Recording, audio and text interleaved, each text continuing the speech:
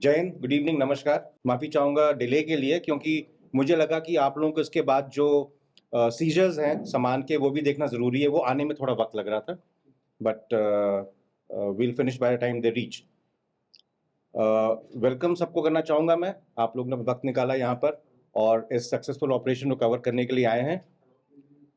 ये जो हमारा ऑपरेशन था इसको हमने नाम दिया था ऑपरेशन आसन, क्योंकि जिस इलाके में ये कंडक्ट हुआ था, ये कल सवेरे करीब 7:20 पे शुरू हुआ था और ये पिछले बीते हुए कुछ दिनों का एक बहुत ही सक्सेसफुल ऑपरेशन है, बहुत ही क्लीन ऑपरेशन है, जिसमें हमने 3 खूंखार आतंकवादियों को मारा है, न्यूट्रलाइज़ किया है और हमारा कोई नुकसान नहीं हुआ, कोई कैजुअल्टी नहीं हुई और ये ऑपरेशन एक रिकॉर्ड समय में पूरा हुआ है।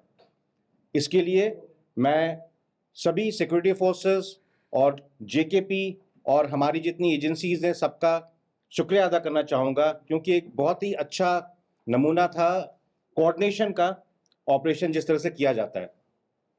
इसमें सबसे बड़ा रोल था हमारे आवाम का, क्योंकि अखनूर के इलाके में जिस तरह से हमारा उनके साथ में रिलेशनशिप है, हमको तुरंत खबर आती है अगर कोई बाहर से आता है या किसी ऐसे इरादे से आता है कोई गलत काम करने के, तो हमको तुरंत खबर आती है।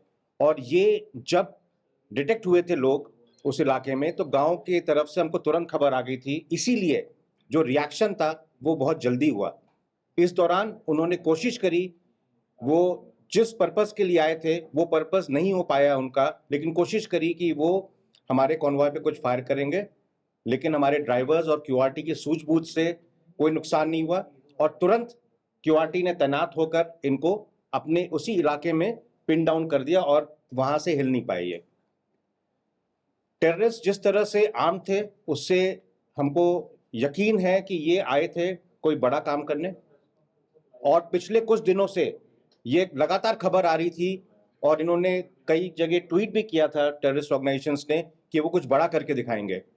इसलिए हमारे लोग तैयार थे, सारी एजेंसीज कोऑर्डिनेशन में काम कर रही थी, इंटेलिजेंसीज, इलेक्ट्रॉनिक इंटेलिजेंस सब काम कर रहे थे और उनको खबर लगातार आ रही थी। जब हमने ये ऑपरेशन लॉन्च किया तो हमने इनको एक इलाके में घेर लिया, लेकिन उसके बाद जो हमारे बहादुर सैनिक हैं, जिस तरह से जेकेपी का वहाँ पे साथ था हमारा, और बाकी हमने टेक्नोलॉजी का काफ़ी इस्तेमाल किया इसमें, जिसमें हमको लगातार सर्विलेंस मिल रहा था अलग-अलग एरियल ऑब्जेक्ट्स का। हमने अनमैन्ड व्हीकल्स यूज़ करे इसमें, हमने इसमें थोड़ा आर्टिफिशियल इंटेलिजेंस का इस्तेमाल किया और ये सब मिलाकर हमको एक बहुत ही जल्दी और बहुत ही सक्सेसफुल हमको नतीजा इसका मिला है। मुझे उम्मीद है कि इस तरह के ऑपरेशंस होंगे तो जो टेररिस्ट के मंसूबे वो नाकाम होंगे और उनका मनोबल कम होगा, वो आगे ऐसी कोशिश नहीं करेंगे। इस ऑपरेशन के दौरान